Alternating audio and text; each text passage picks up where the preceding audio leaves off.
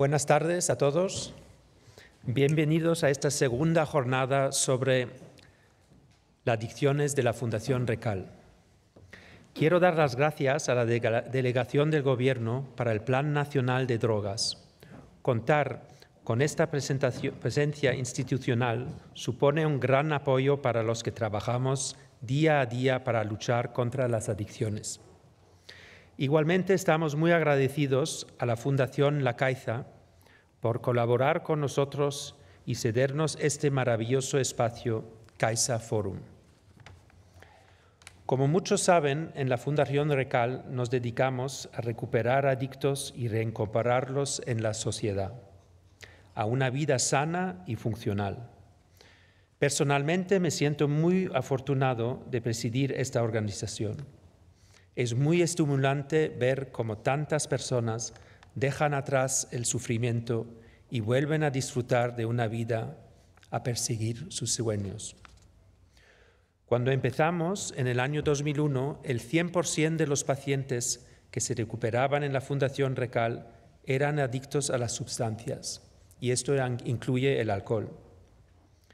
En los últimos años estamos viendo una creciente incorporación de personas con problemas de adicción a comportamientos, bien de modo exclusivo o en combinación con las sustancias. A día de hoy, casi la mitad de las personas que tenemos en la clínica de Majadahonda acude con algún tipo de estos trastornos. Aunque la situación es alarmante, la buena noticia es que por fin se percibe y se pide ayuda, tanto o más que los de adictos a sustancias. En este sentido, supone un gran valor dar visibilidad a la adicción, al juego, a la comida, al sexo, a la tecnología y muchas otras. Este es el motivo por el que la propuesta de la Fundación Recal para la jornada de este año sean las adicciones comportamentales. Para ello tenemos hoy el privilegio de contar con profesionales de muchísimo prestigio, con un sólido reconocimiento en el ámbito sanitario. Gracias a todos por su generosidad en compartir sus conocimientos y experiencia clínica. Gracias también al público. Saber que hay personas como ustedes que están en alguna manera comprometidos con la recuperación de adicciones es una satisfacción y un gran estímulo para seguir consiguiendo que más y más personas se recuperen de las adicciones a sustancias y a comportamientos. Bienvenidos de corazón. Sin más, doy paso a doña Marta Molina Olivas, directora de la Unidad de la Delegación de Gobierno para el Plan Nacional sobre Drogas, que nos hace hoy el honor de inaugurar esta segunda jornada de la Fundación Recal.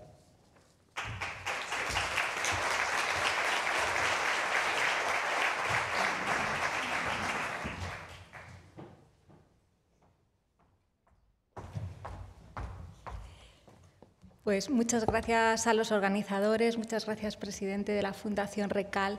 Bienvenidos todos los asistentes. Es para mí un honor estar aquí en nombre de la Delegación del Gobierno para el Plan Nacional sobre Drogas, como directora de su Observatorio Español de Drogas y Adicciones. En primer lugar, transmitir un afectuoso saludo de la delegada del Gobierno, que tenía intención de estar con todos ustedes esta tarde, pero no le ha sido posible, y en su nombre es en el que hago esta inauguración.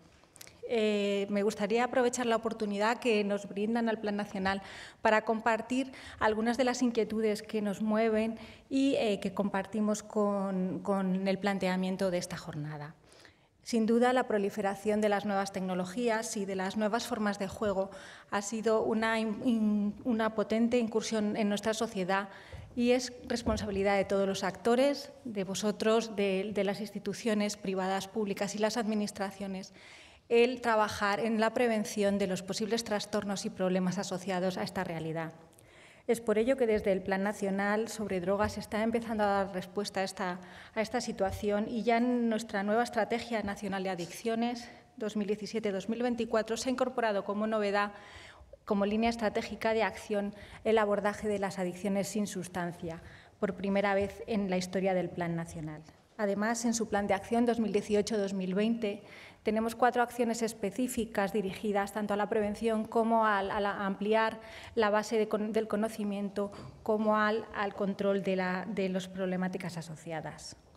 Como ustedes quizás sabrán, la Delegación del Gobierno y su observatorio dirigen y coordinan desde el año 1994 una serie de encuestas a población general y a estudiantes en cuanto a drogas que se realizan de forma alterna cada año. Son las encuestas Edades y Estudes que, en respuesta a esta realidad y a esta nueva línea de acción del Plan Nacional, desde el año 2014 ha incorporado un módulo específico en cada una de sus encuestas para intentar dibujar el panorama de esta nueva realidad que son las adicciones sin sustancia. Y en concreto hemos empezado por preguntar tanto a los estudiantes como a la población general sobre el juego con dinero y el uso o posible uso compulsivo de Internet. Así les puedo adelantar algunos resultados de nuestras encuestas en las que se confirma que el juego con dinero y el uso de Internet son actividades ampliamente extendidas en nuestra sociedad, como es habitual en la percepción que todos podemos tener. Y podemos ponerle cifra a esto, de manera que un 60% de la población de 15 a 64 años en nuestra encuesta Edades de la última edición confirma o reconoce haber jugado dinero en algún momento en el último año. Y un 99,8% reconoce haber utilizado Internet, al menos para correo electrónico o para uso de redes sociales.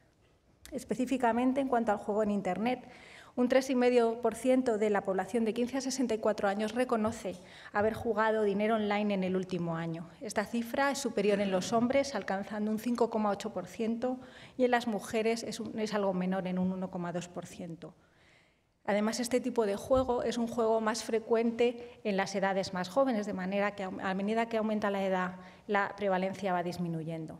Por otro lado, en cuanto al tipo de juego que reconocen haber jugado, llama la atención como la gran mayoría de jugadores, que son varones, juegan a lo que se llama apuesta deportiva, mientras que las jugadoras online mujeres se reparten a partes iguales entre el juego de apuesta deportiva y los juegos tradicionales tipo loterías, primitivas o bonoloto.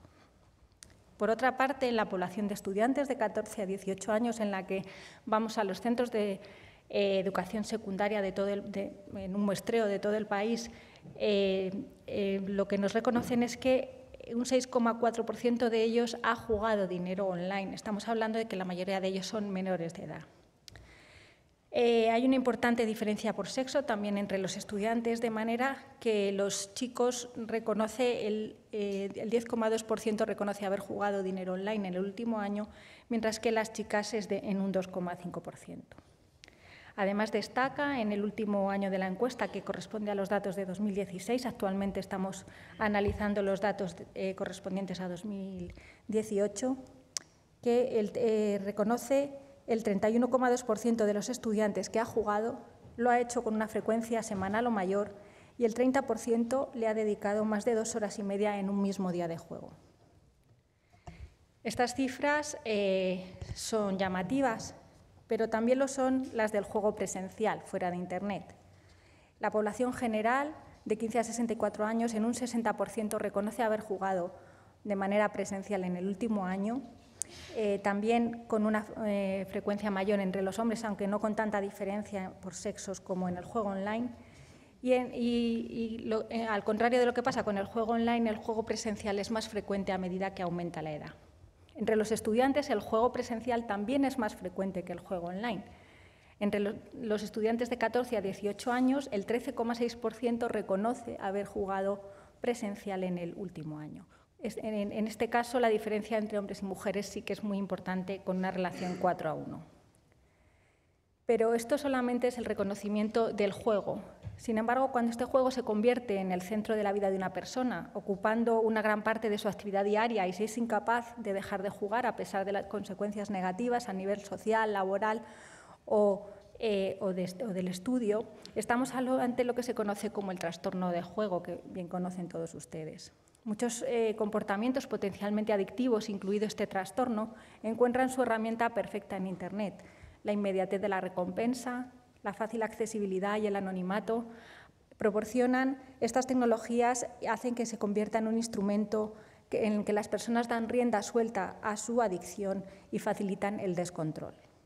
Para realizar una aproximación poblacional a esta situación, en nuestra última encuesta de edades, a población general hemos incluido una escala basada en los criterios diagnósticos del DSM-5 para trastorno de juego para intentar estimar la prevalencia de este tipo de situaciones a nivel poblacional.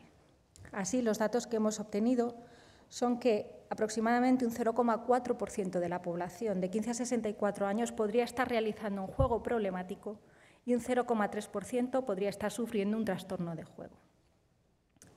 Por otro lado, el uso compulsivo de Internet también es un fenómeno creciente, sobre todo afectando a las edades más jóvenes, y uno de los grandes retos para esta realidad también es obtener datos que nos puedan dibujar la situación a nivel poblacional. Para ello, también en nuestras encuestas Edades y Estudes hemos incorporado una escala, la escala CIUS, para medir el uso compulsivo de Internet, y nos ha dado unos ciertos resultados que llamamos a la consideración de toda la sociedad. Así, entre la población de 15 a 64 años, prácticamente el 3% de la población estaría realizando un uso compulsivo de Internet, y entre los estudiantes de 15 a 18 años la prevalencia es 7 veces superior. Estaríamos hablando de un 21% de uso compulsivo de Internet para el año 2016. Bueno, pues como ven, todos estos datos ponen de manifiesto la importancia de jornadas como la que hoy estamos asistiendo, y con ello quiero lanzar una sincera felicitación por la organización y la labor de la Fundación Recal y de todos los que están aquí presentes. Les animamos desde el Plan Nacional sobre Drogas a seguir por este camino y a seguir compartiendo los esfuerzos con toda la sociedad. Muchas gracias.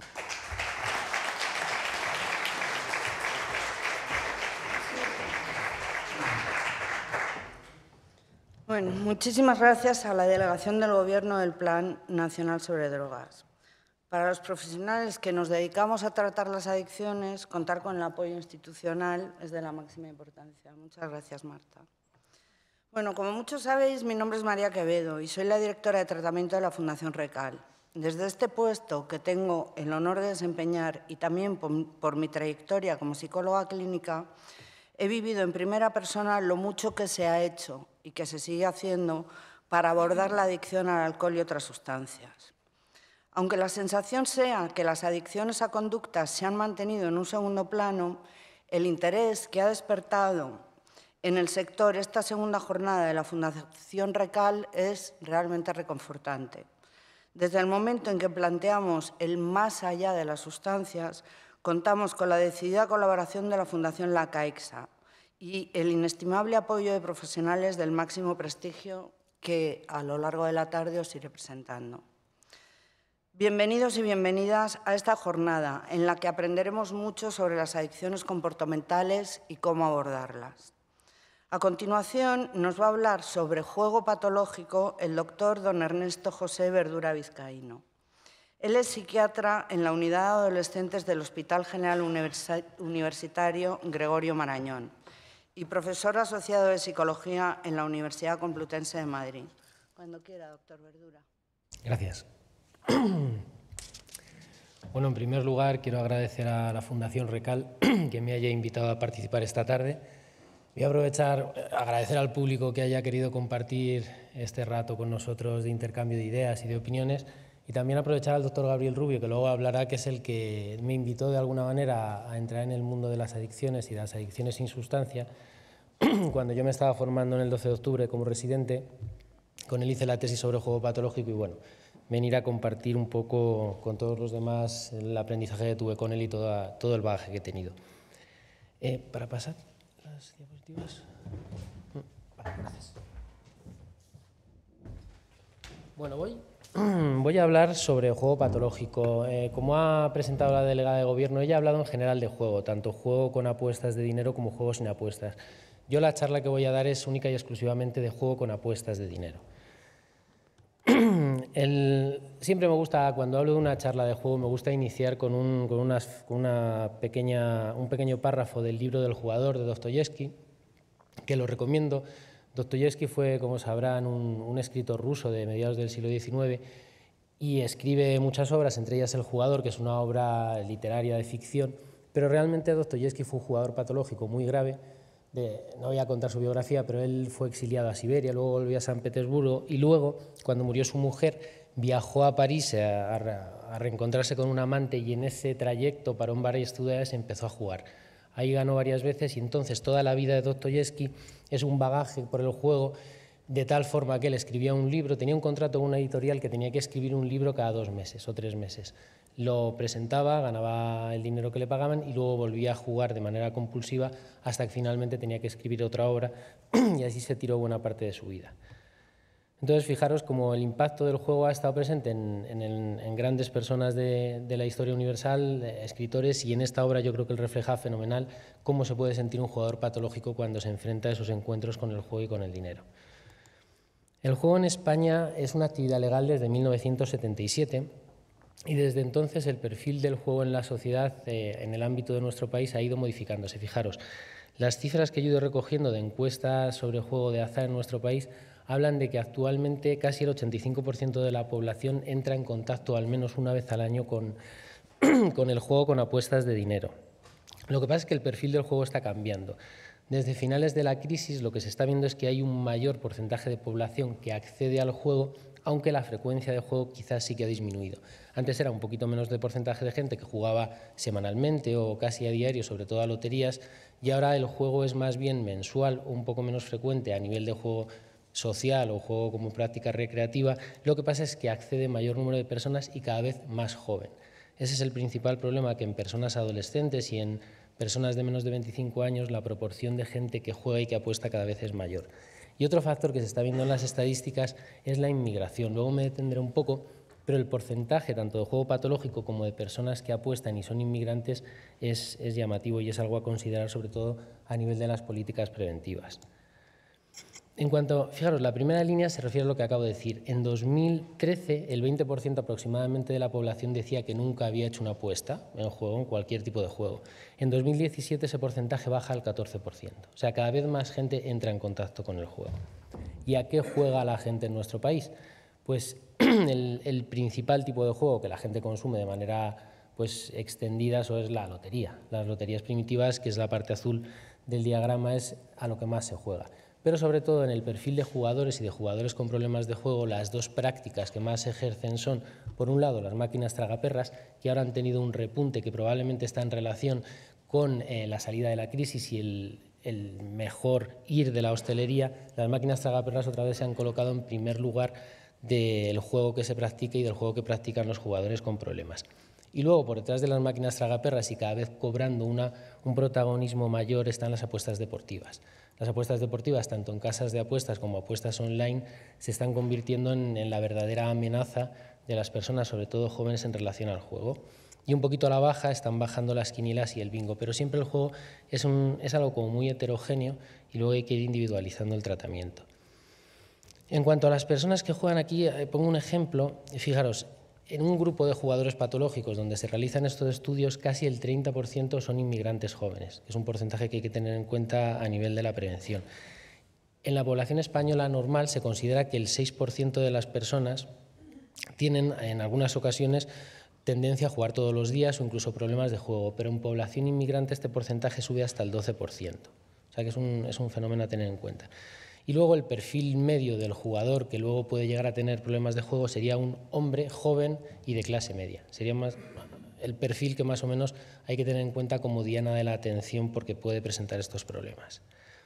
En cuanto al juego online, yo diría que es como el futuro del juego en general, el futuro de muchísimas actividades. Fijaros, las últimas encuestas que yo he recogido son de 2017, porque las de 2018 todavía no están finalizadas. Los meses en los que más se ha jugado online en la historia de España ha sido abril y septiembre del 2017. Durante ese mes llegaron a apostar online 700.000 personas en nuestro país. Y la evolución del juego online a lo largo del año es igual, que es parecido al calendario escolar. Hay un repunte en septiembre y durante el año y luego cae en verano, salvo que haya olimpiadas, mundiales de fútbol y ese tipo de actividades. Se calcula que en España al año apuestan 1,5 millones de personas en apuestas online y la gran mayoría son hombres. Lo que pasa es que las mujeres cada vez en porcentaje está creciendo más. Las mujeres antes no llegaba al 13% y en el último año ha llegado al 16,7%. ¿Y a qué se juega online? Pues la práctica online de los hombres vienen a ser habitualmente apuestas deportivas y las mujeres sobre todo bingo. Fijaros, en relación al tipo de juego que se practica online, las apuestas deportivas suponen el 50% de los ingresos por juego online y luego seguido del casino, el póker en segundo lugar y el bingo en cuarto lugar. Y en cuanto a las comunidades autónomas, en España la comunidad autónoma donde hay más juego online es Madrid, con el 20% del total. Después vendría Andalucía, Cataluña y finalmente Valencia. Son las 4 comunidades autónomas donde se registra mayor juego online. En este gráfico se puede ver un comparativo de la prevalencia del juego patológico ya como trastorno, ahora hablaré más de él, en comparativa de España y otros países desarrollados. La prevalencia del juego patológico en España es algo alarmante que hay que atajar, pero viene a estar en la línea de los países vecinos. Es muy similar a Francia, Alemania, Finlandia, un poquito por encima estaría Gran Bretaña y también es equivalente a Estados Unidos y Australia. Claro, también nos preguntaremos que si el juego es un problema hoy en día, que se considera un problema de salud, ¿por qué es tan prevalente? Pues el juego se sigue anunciando y sigue habiendo juego por todas partes, pues porque económicamente tiene un peso muy importante. Solamente el juego cada año mueve una cantidad de dinero equivalente al 0,9% del Producto Interior Bruto y se calcula que los impuestos directos recogidos por el juego en España al año son aproximadamente 1.700 millones de euros. O sea, en cuanto a oferta laboral, solamente el juego emplea 84.000 personas en España cada año. O sea que es una actividad que tiene un beneficio económico para los gobiernos y demás que es considerable y, por tanto, tanto las políticas preventivas como las medidas que se toman siempre hay que hacerlas con cierto cuidado, pensando en que el juego también es una actividad muy productiva en nuestro país. Ya adentrándonos en cifras del juego patológico, aquí traigo la prevalencia, que es muy parecida a la que ha dicho la delegada de Gobierno de juego patológico en nuestro país. Se calcula que aproximadamente el 0,5% de la población tiene un diagnóstico de trastorno por juego o de juego patológico. Y aproximadamente una cifra similar del 0,5% de prevalencia puede llegar a sufrir problemas con el juego. La prevalencia mundial comparada con la de nuestro país sería bastante superior, es en torno al 5,8%. Y a nivel poblacional, los dos picos de edad donde se dan más diagnósticos de juego patológico sería un pico de gente joven, entre 25 y 35 años, que es el más amenazante y donde hay que poner sobre todo las estrategias porque es el más prevalente, y otro pico entre 55 y 65 años. También hay otro factor que luego señalaré, que es que a más temprana edad de comienzo de juego, más riesgo de convertirse en un jugador patológico, porque si nos fijamos, la edad media de la primera vez que una persona tiende a apostar son 23 años y en jugadores patológicos esa edad baja hasta los 19 años.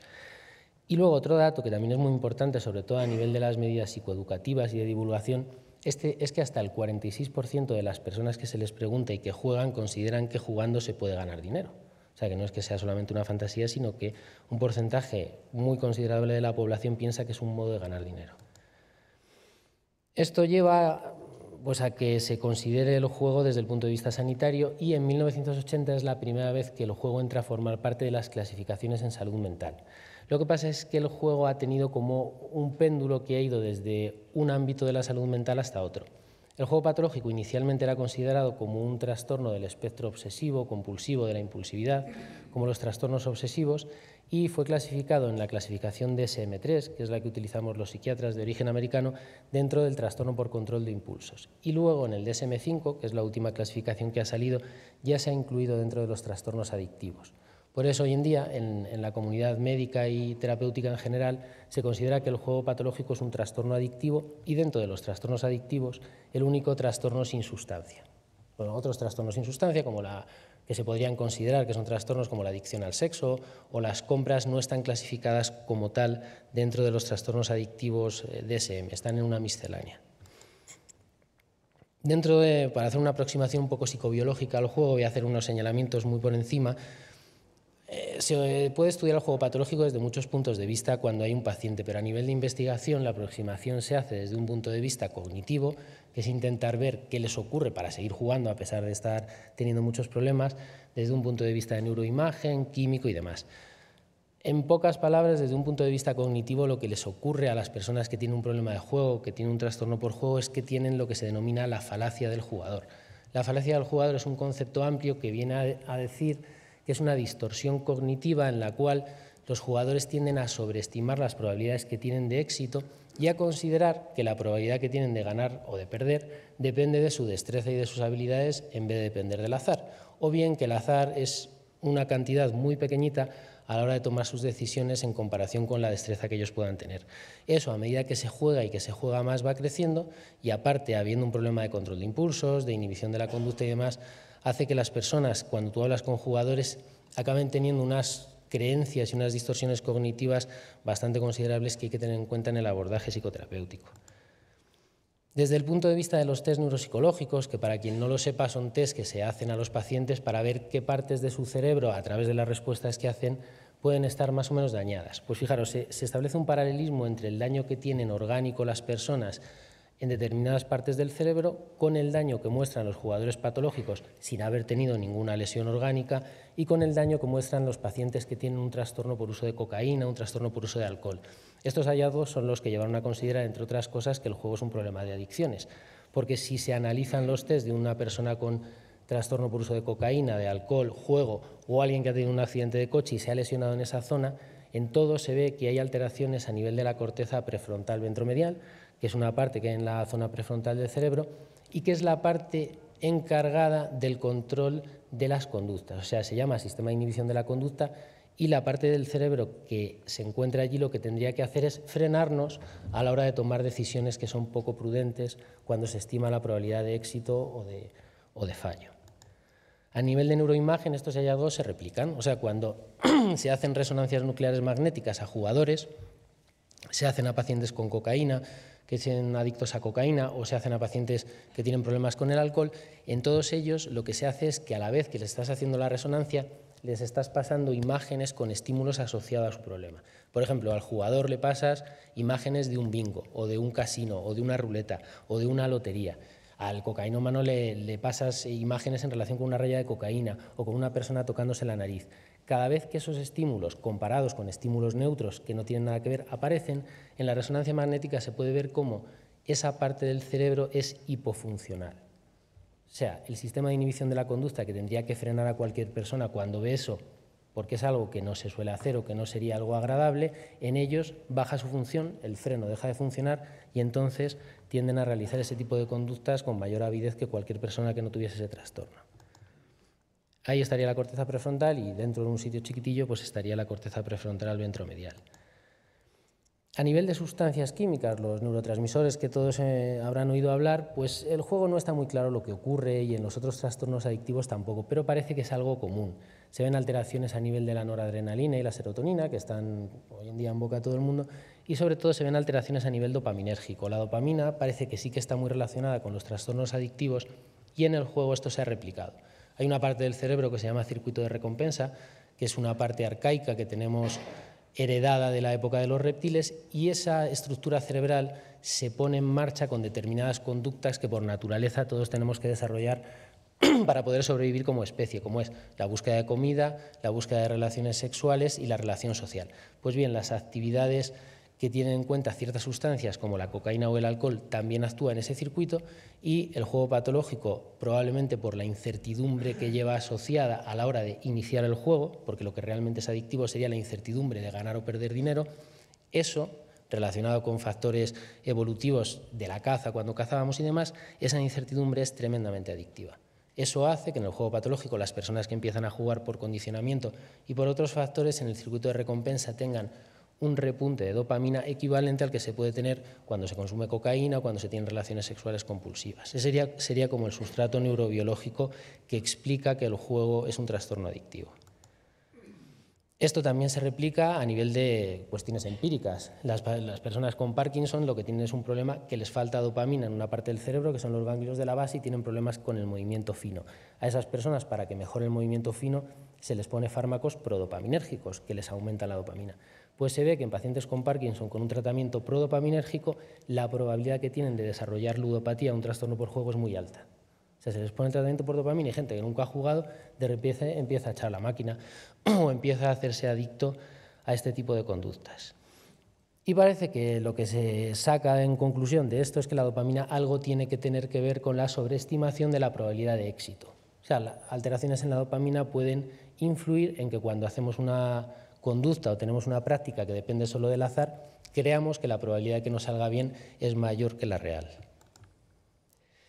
Pero no debemos pensar que todos los jugadores son iguales. Hay muchos tipos de jugadores, tantos como personas, pero a la hora de intentar clasificar los jugadores hay una clasificación clásica, pero que es muy utilizada, que es la de estos dos autores y que divide a los jugadores en 3 perfiles fundamentales que es importante tener en cuenta, sobre todo a la hora del abordaje terapéutico.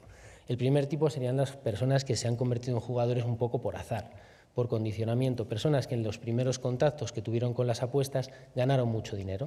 Eso genera un condicionamiento que hace que tiendan a jugar y posteriormente ya se convierta en un problema. El segundo tipo serían personas que a nivel de rasgos de personalidad o de patología tienen sintomatología ansiosa o depresiva marcada a lo largo de su vida y empiezan a encontrar en el juego una actividad satisfactoria que compensa estas carencias y a medida que contactan con la actividad al ser potencialmente adictiva acaban siendo adictos. Y el tercer perfil sería personas con rasgos más impulsivos, rasgos psicopáticos, antisociales, que son los que se ve que tienen una mayor disfunción a nivel de la corteza prefrontal de la que he hablado hace un momento, y que esas personas, fruto de la impulsividad y de entrar en contacto con muchas actividades de este tipo, con sustancias y con juego, acaban siendo adictas. ¿Y por qué el juego es tan importante, aparte de por ser un trastorno? Pues aquí he traído una serie de diapositivas para hablar de lo que ya se sabe, pero hacer hincapié en la comorbilidad que se asocia al juego. El juego es muy importante, evidentemente, porque crea disfunciones familiares, de separación, deudas y demás. Pero es que el juego, aunque parezca así una cosa un poquito sensacionalista, me voy a poner un poco dramático, el juego mata. Y el juego mata porque la probabilidad de suicidio, de intento de suicidio, en una persona solamente por el hecho de ser un jugador patológico es 3,5 veces mayor de una persona que no es jugador patológico, que no es poco.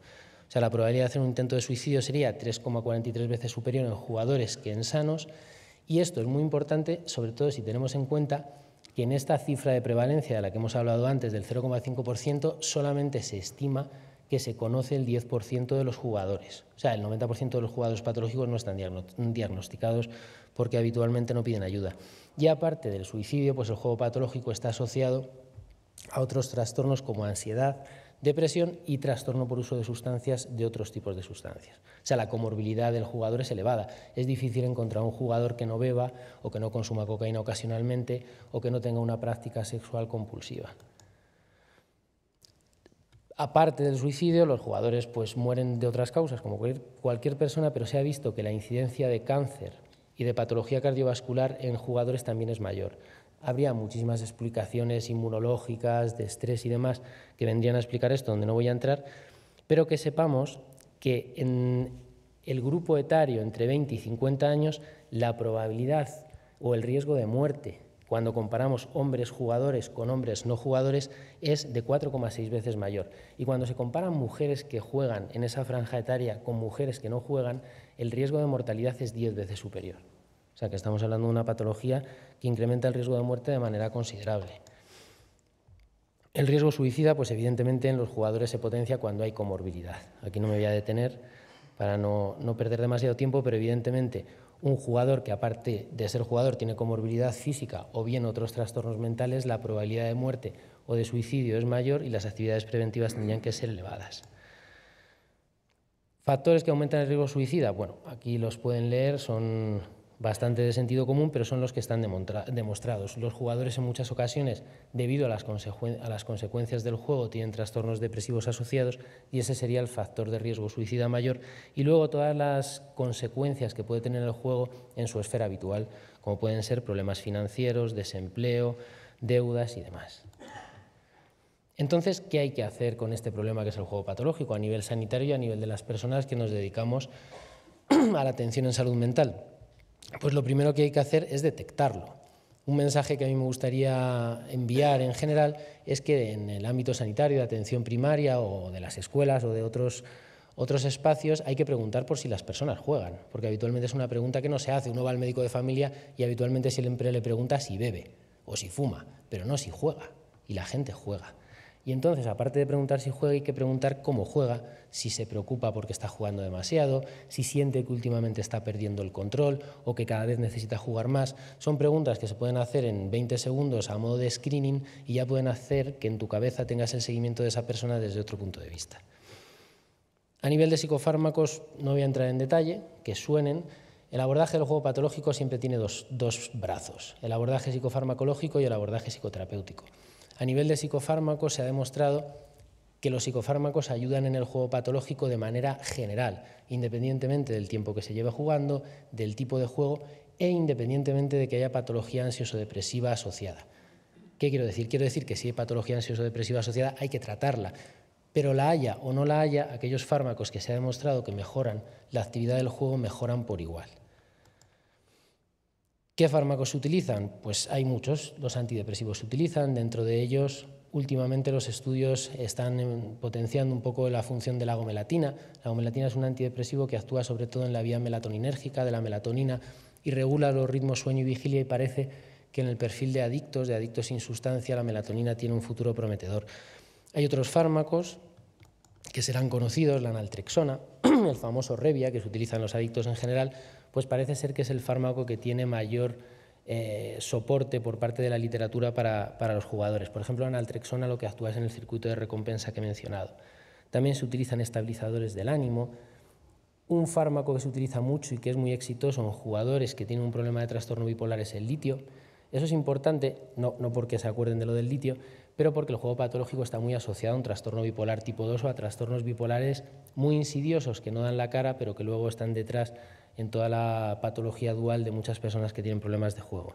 Y luego unos fármacos o fármacos ya antiguos que se está viendo que actúan sobre la vía del glutamato, la vía glutamatérgica, como pueden ser el topiramato o la N-acetilcisteína, se ve que son fármacos que no solamente mejoran el craving es una palabra que utilizamos en adicciones que sería como la avidez por jugar o la avidez por consumir, no solo disminuyen el craving, sino que también parece ser que fomentan o aumentan la flexibilidad cognitiva. Y este aumento de la flexibilidad cognitiva en personas, como son los jugadores, que tienen este problema de la distorsión cognitiva, de la falacia del jugador y de la sobreestimación del éxito, parece ser que está teniendo buenos resultados. A nivel de los antidepresivos, pues evidentemente la diana de jugadores donde hay que utilizar antidepresivos son aquellos que tienen un trastorno depresivo asociado, que tienen sintomatología obsesiva concomitante, que es bastante frecuente. No estaría indicado en otro perfil de jugadores, como el tipo tercero del que he hablado antes, que son más impulsivos, que tienen comorbilidad con el TDAH y donde estos fármacos no vienen precisamente bien. Y para concluir los psicofármacos, pues evidentemente el mayor éxito de los psicofármacos es si se acompaña de un abordaje psicoterapéutico simultáneo. Eso está demostrado y cualquier psicofármaco de los que se utilizan siempre es más eficaz si a la vez se acompaña de psicoterapia. La psicoterapia en los jugadores, desde mi punto de vista y lo que defiende la literatura, es que hay que utilizarla siempre. Independientemente del tipo de jugador, hay que hacer un abordaje psicoterapéutico. Evidentemente, la psicoterapia será diferente en función del tipo de jugador. Pero lo que nosotros siempre decíamos, y cuando me formé con el doctor Rubio, lo que veníamos a decir a los jugadores es que el tratamiento desde el principio, cuanto más mejor. O sea, si una persona tiene su psiquiatra que le controla la medicación y le puede hacer un abordaje psicoterapéutico, aparte va a una asociación del tratamiento de las adicciones donde puede ir a grupos regulares y luego tiene un seguimiento, cuanto más abordaje grupal, individual de psicoterapia, la probabilidad de éxito será mayor. Es verdad que hay perfiles de jugadores que tienden a mejorar más que otros, sobre todo el perfil de jugador que se beneficia más de la psicoterapia suele ser un hombre de edad media con sintomatología depresiva y que tiene la vida muy organizada, que tiene trabajo, que tiene pocas deudas, pero bueno, esto es lo que dicen los estudios y en general el abordaje y la oferta se tiene que hacer a todos ajustando en función de las necesidades de cada uno. Aquí en la presentación digo un poco factores a favor y en contra, pero bueno, si alguien la quiere puedo darle algunas reseñas si me lo pide. Y luego, a nivel del abordaje psicoterapéutico es muy importante otro factor, aparte de que cuanto más tratamiento mejor, otro de los aspectos que se ha visto en las adicciones en general y en el juego en particular es que hay que buscar la abstinencia completa. O sea, aquellas políticas o aquellas medidas terapéuticas que tienden simplemente a reducir el consumo o a reducir el juego son exitosas, lo que pasa es que la probabilidad de éxito es menor que si se hace una búsqueda de la abstinencia completa desde el principio. Y luego, por último, bueno, la evidencia de la psicoterapia que parece que tiene más éxito en el juego es la psicoterapia cognitivo-conductual, pero bueno, hay otros abordajes psicoterapéuticos que también serían exitosos. Y por último voy a hablar un poco de las medidas preventivas, porque es fundamental que el juego patológico lo tratemos cuando ya son jugadores con consecuencias, pero lo ideal es prevenirlo en fases precoces. Entonces, con la prevención hay una serie de medidas iniciales que hay que tener en cuenta que son quizá las más importantes para llegar a mayor número de personas, y es el intentar ver qué podemos hacer con la situación actual. La situación actual real es que las medidas políticas y jurídicas de muchísimos países, sobre todo los que señalo ahí, cada vez son más liberales en relación con el juego, lo cual es un problema porque el juego va a llegar a contactar con mayor número de personas. Otro problema son los medios de comunicación, que son ideales para acercarnos a unos con otros en todo el mundo, pero el problema es que la facilidad con las que las personas, y sobre todo los adolescentes, pueden llegar a hacer apuestas online es enorme. O sea, hoy en día cualquier adolescente que quiera hacer apuestas a partidos de fútbol puede. Es muy sencillo. Y por otro lado, lo que hemos dicho, es muy popular hacer medidas preventivas en cuanto al consumo de sustancias como el tabaco y alcohol, pero con el juego todavía no estamos en ese nivel de prevención. Y algunos ejemplos de medidas que se podrían utilizar y que se han propuesto sería, por ejemplo, simplemente que no hubiese anuncios en la televisión de juego en horario en el que van a ver la televisión adolescentes o niños. Pero no es raro que si hay un partido de la Liga por la noche, en algún momento del intermedio o algo, aparezca un anuncio de Bing o un anuncio de Codere, un anuncio de esto que es súper rápido, pero aparece. Otras medidas psicoeducativas que yo creo que son importantes es que habría que hacer divulgación en relación al juego patológico sobre los daños que están asociados al juego patológico y no tanto sobre medidas psicoeducativas de juego responsable, que es lo que está de moda. Las medidas psicoeducativas de juego responsable están muy influenciadas pues porque personas que están detrás de los intereses del juego hacen donaciones grandes para que se hagan este tipo de programas psicoeducativos, pero los programas tienen que ser sanitarios y destinados a informar sobre las consecuencias que puede tener el juego. Y nada, esto es un poco la reseña que quería hacer y si luego tienen preguntas, pues encantado de comentar un poco.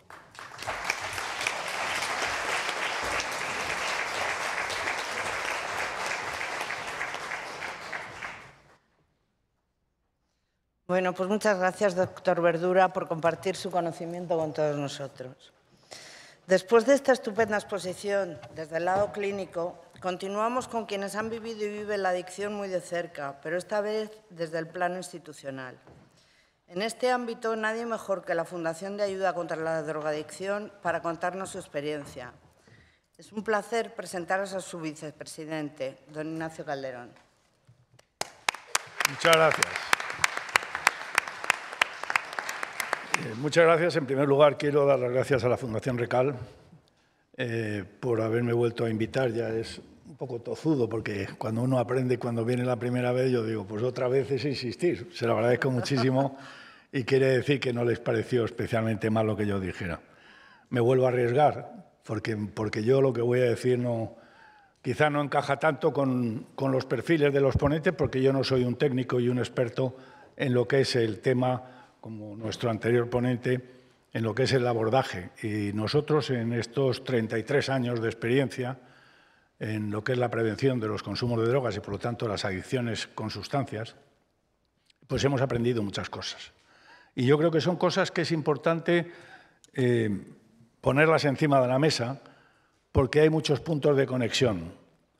Y además de haber muchos puntos de conexión, hay otros puntos nuevos, que es lo que en la jornada se habla, los nuevos retos.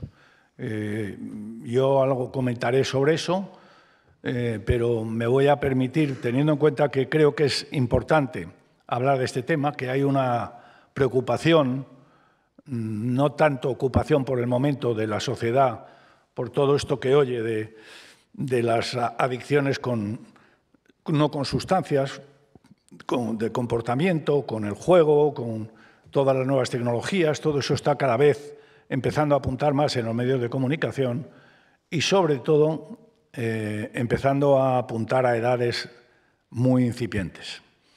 Y eso, evidentemente, hay que hablarlo. Y, como digo, la experiencia de la FAD en esos 33 años es que también al principio ocurría algo parecido, pero con una diferencia, yo creo que importantísima con respecto al momento actual. En aquel momento la sociedad estaba muy asustada, tenía miedo. Los heroinómanos generaron un pánico social de unas personas delincuentes en la percepción social que atacaban a la sociedad en sus orígenes y que ponían en riesgo la convivencia. Y entonces la sociedad, en un planteamiento de ese tipo, sin mayor conocimiento, salió a seguir a toda esa gran organización que se montó en España en aquellos años y que llegó a ser la más importante en Europa, pero sobre todo basada en el miedo. Y el miedo, que dicen que no es buen consejero, pero ayuda muchas veces. Y ahora no hay miedo. Ahora hay pues confusión, desorientación, pequeña preocupación. Y bueno, vamos a ver lo que pasa. Pero por eso yo creo que una posición de lo que pueda ser un breve análisis mío podría ser útil si lo hacemos analizando lo que ha pasado aquí. De dónde venimos, dónde estamos y a dónde vamos. Ese final, que todavía no ha llegado, pero que viene a una velocidad espectacular, es el gran tema. Porque evidentemente va a poner encima de la mesa cuestiones y realidades que no somos ni capaces de imaginarnos. Pero por el camino se puede quedar mucha gente. Y eso es lo que de alguna manera, y gracias a una fundación como esta que pone encima de la mesa y que dice, oye, vamos a hablar de esto.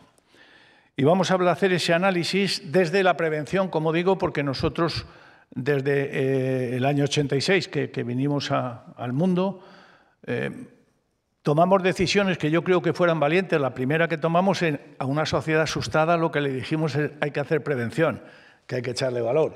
Porque la sociedad lo que decía es, oiga, quíteme a esta gente de aquí y no me hable usted de prevenciones y de historias. Porque yo muchas veces digo que esta es una sociedad del mago Merlín. Aquí lo que nos gusta es alguien que nos arregle los problemas cuando aparecen o cuando están.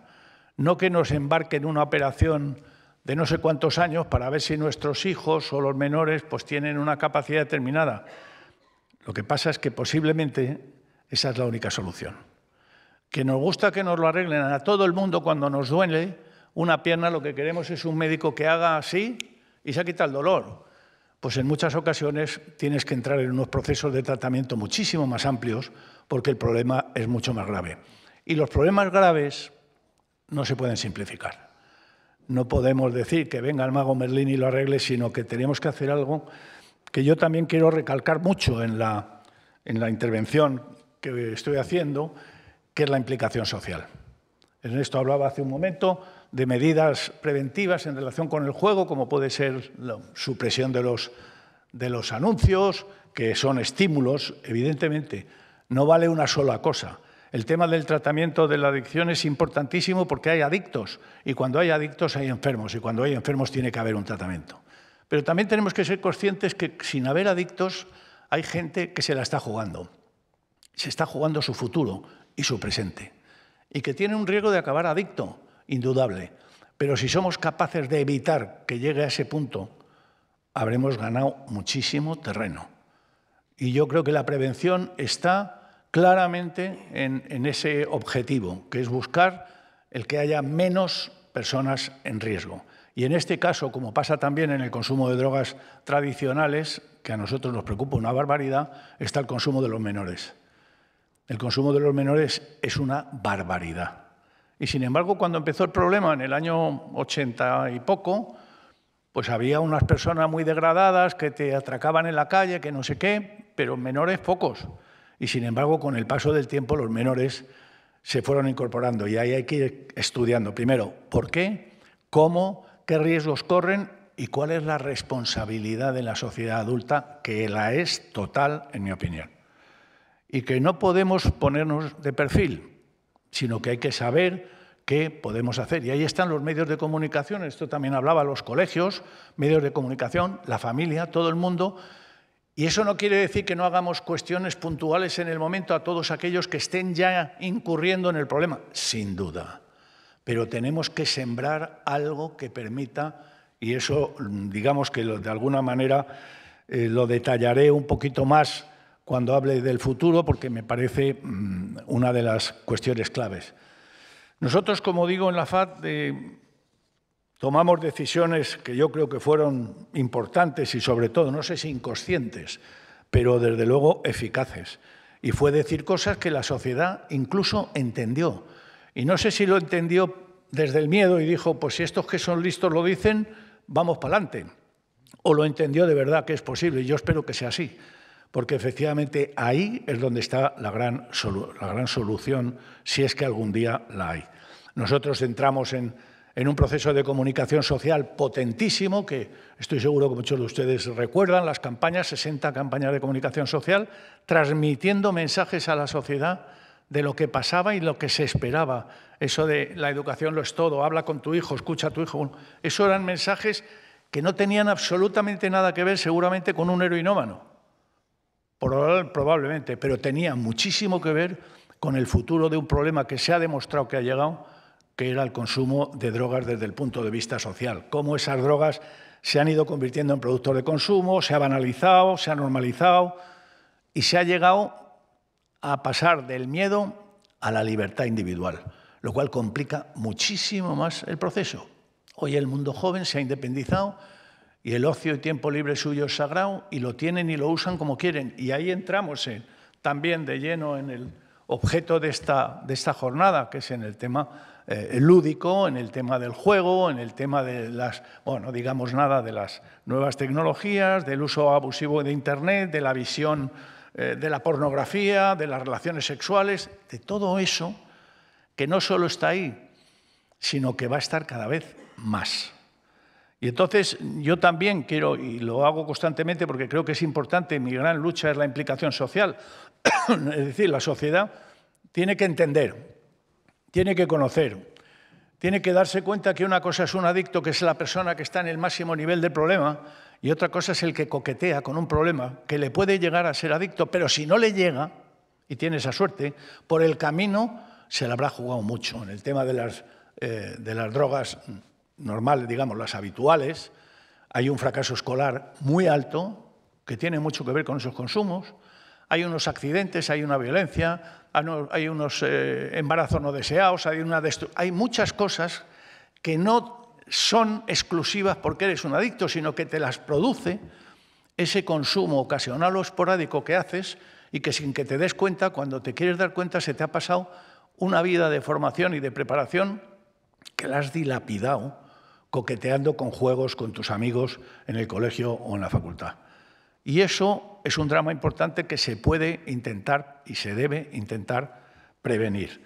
Entonces, está claro que los consumos ocasionales no son una adicción, sino que son consumos ocasionales que pueden llevar claramente a una adicción y que debemos de intentar evitarlo. Por lo tanto, el de dónde venimos, está claro que venimos de ese pasado de los consumos de heroína, que son los que destapan en esta sociedad una realidad que ha venido a implantarse y a establecer y que no se va a ir porque ya no se iba y que va a estar aquí con todas las consecuencias que tenga y con una realidad muy diferente como es hoy los consumos que empiezan con, en el caso del alcohol, 14 años, pero prácticamente en esas edades pues son unos consumos importantes y eso tiene en mucha gente, desgraciadamente, y algún dato daré, aunque son mucho más del Plan Nacional, lógicamente, pero que nos debe llevar a pensar que efectivamente no solo estamos jugando con fuego, sino que tenemos una responsabilidad como sociedad adulta que no debemos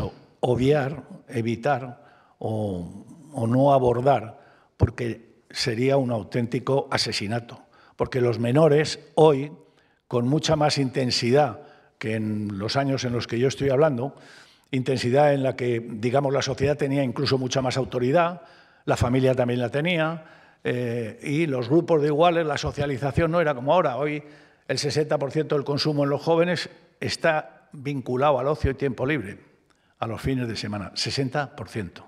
Y como digo, daré algunos datos que son verdaderamente importantes. Entonces, hemos estado ahí y ahí hemos hecho un trabajo del que hemos aprendido, porque este país en aquellos épocas no tenía profesionales como hoy. Hay unos profesionales tanto en el mundo médico como sociólogos, psicólogos, que están muy bien preparados y nosotros lo que hicimos fue poner en marcha unos máster en 5 universidades para formar gente que supiera abordar esos problemas, porque estamos hablando de los años 80. Y en eso estaban. De ahí, evidentemente, digamos que sacamos las conclusiones que dieron ese proceso de la simplificación es un error, la importancia de la implicación social, el ser conscientes de que la percepción social es mucho más importante que el problema. Lo que la sociedad cree que pasa es lo que pasa. Porque la sociedad, si tiene esa opinión, cuesta mucho cambiársela. Por lo tanto, la percepción en los temas sociales siempre se dice que es la que manda frente a la propia realidad. Por ello, es por lo que es necesaria que la sociedad entienda su papel y entienda el problema lo más posible para saber cuál es esa posición y que colabore con los magos Merlín de turno, pero sabiendo que el verdadero la verdadera acción es la que puede tomar la sociedad en su conjunto, que exija a los medios de comunicación, que yo no soy el más indicado para decirlo, porque con nosotros se han portado una auténtica maravilla, dándonos todo el apoyo de comunicación, que estoy seguro que ha producido unos efectos importantes. Y que hicimos esa sensibilización, lo mismo que pusimos en marcha la educación, con una implicación escolar enorme y con un apoyo de las familias también, buscando que la sociedad llegara a un momento, como puede ser el momento actual, en el que ha bajado incluso ese proceso. No estamos en la época de los grandes consumos de la cocaína, pero yo sí estoy preocupado en el sentido de que estamos en una época en la que los jóvenes entran a todo.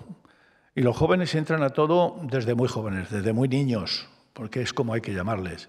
Y están ahí. ¿Por qué? Porque las oportunidades lo son, porque la socialización escolar con su grupo de iguales les lleva a un coqueteo con todo aquello que les produce diversión, el ocio y tiempo libre que tienen, y evidentemente eso tiene que tener una respuesta por la sociedad indudable. Entonces, en un planteamiento de ese tipo, en el que, como digo, apareció la heroína, delincuencia añadida, yo recuerdo mucho al general Gutiérrez Mellado, que fue el fundador, que no sé en qué año sería, en el 90 y poco, y un día le dije, general, sería bueno que dijeras en algún sitio importante que un adicto no es un delincuente, es un enfermo. Y como el general era general, pues ese mismo día se fue a una televisión y le iban a hacer una entrevista y dijo, vamos a ver, antes que nada, a ver si aclaramos las cosas. Un heroinómano no es un delincuente, es un enfermo. Y partamos de ahí. Y yo dije, ole, general, vamos bien. Es la primera vez que se oía en este país algo que rompía con unos estereotipos que estaban ahí, porque yo recuerdo un presentador de televisión que un día, dando unas noticias de que habían atracado un supermercado, dijo, parece ser que no ha sido un heroinómano. ¿Pero cómo que parece ser que ha sido? ¿Qué pasa, que todos los delitos que se hacen en el país los hacen los heroinómanos? Bueno, todo eso encajaba en un caldo de cultivo que la sociedad entendía, aceptaba y decía, a ver quién se ocupa de arreglarnos eso. Pero el tema era mucho más profundo, como lo es el tema que hoy estamos hablando aquí. Yo, como tengo que mirar esto porque me enrollo de una manera tremenda, hicimos cuestiones importantes en el sentido de las narcosalas, el intercambio de jeringas, que la sociedad vio con relativa bondad, en el sentido de que cuando pensabas que era un delincuente, encima dale facilidades. Pues sin embargo se pusieron y hoy no se ve nunca en ningún sitio. Y eso es para que estemos satisfechos, y el cuerpo médico en este país mucho más, a esos pobres adictos a la heroína, degradados totalmente y tirados en la calle. Los planes de reducción del daño, los tratamientos de apoyo y de ayuda para llevarles a una reincorporación social han dado un efecto altísimo. Y todo eso ha sido transitar a unos caminos que eran necesarios de recorrer. Pero era fundamental, y vuelvo a reiterar, que la sociedad fuera consciente de que había que hacer eso y del papel que tenía que hacer. Nosotros hablamos los primeros del riesgo, pero también del beneficio del consumo de drogas. Y a poco nos acuchillan en la esquina. No, cuidado, que la gente no está loca, que la gente consume porque saca algún beneficio a nivel de opinión personal, de disfrute, y eso hay que entenderlo para entender cómo lo intentas evitar. Porque si lo que fuera que cada vez que se fuman un porro les diera un cólico nefrítico, pues fumarían mucho menos, seguro. Pero si se ríen mucho y hasta ligan, ya lo tenemos un poquito más complicado. Indudablemente un poquito más complicado. Y fuimos recorriendo todas esas cuestiones, como digo, para pasar de la confrontación a la convivencia, que es lo que ha ocurrido. A convivir con unas sustancias que están ahí y que lo que se está discutiendo en casos como, por ejemplo, el del cannabis, en un debate que yo creo que está un poco torcido, pues si se legaliza, y hay mucho apoyo de gente que pide. No entiende muy bien lo que es legalizar, pero lo dice. Y no entiende, y dice eso de la función terapéutica del cannabis, y lo que quiere es la función lúdica, que es que me dejen en paz y que yo planto en mi casa marihuana y me la fumo y encantado de la vida. Bueno, pero también la sociedad y el mundo nos lo está demostrando porque lo está haciendo en muchos sitios, porque hay una presión social muy alta. Y con los intereses que sean, no olvidemos nunca de la cantidad de dinero que se mueve ahí. Pero, y yo lo dije en una intervención en la que había habido un político que había hablado en favor de la legalización, porque iba a dar puestos de trabajo, porque iba a dar economía, porque iba a quitar violencia. Y entonces me preguntaron los medios, bueno, ¿y está usted de acuerdo? Digo, hombre, se le ha olvidado una cosa, ¿qué pasa con el consumo? Porque es que las dos drogas legales, que son el tabaco y el alcohol, triplican el consumo de las ilegales. Bueno, pues a mí me preocupa eso también. Por lo tanto, el que dé puestos de trabajo me parece fantástico, el que pase no sé qué, pero ¿qué pasa si lo ponemos eso en abierto y nos encontramos con que pasamos de un 18 a un 43? Pues cuidado con las bromas y con un poquito de cautela. Y analicemos de la mano de los expertos, y aquí hay muchos, cómo se puede ir avanzando en un tema de regulación o de progreso. Pero, insisto, sin que de repente nos volvamos locos y nos consideremos los más modernos del mundo y ahora digamos, por donde aquí está todo sitio prohibido, pues nosotros esto lo tenemos. Hoy el tema está bastante estabilizado en cuanto a los consumos de sustancias, digamos, habituales o de drogas habituales. Pero no me resisto, porque siempre se habla del alcohol, pero es que hay que hablar del alcohol. Ese es un tema que la sociedad tiene encima de la mesa y que lo tenemos en el otro lado del proceso, en el del no solo no el miedo, sino la convivencia desde hace mucho, porque se vivía en tu casa, lo veían tus padres, tu abuela, todo el mundo. Pero cuando da el plan nacional y dice, mire usted, las borracheras de 14 a 17 años son casi 400.000 al mes. Y dices, ¿perdón? Pues sí, y el botellón lo han hecho en el último año 1.270.000 menores de edad. Y el consumo de atracón, que es meterse 5 copas en menos de 2 horas, lo han hecho 710.000. Y los consumos en estudiantes se han iniciado en el año 285.000 más de los que había. O sea, son datos que están ahí y que lo único que demuestran es que tenemos un problema muy serio.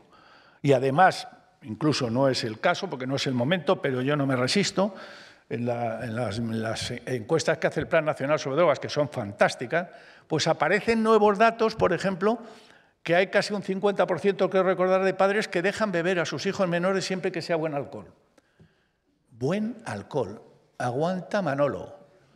Que quiere decir que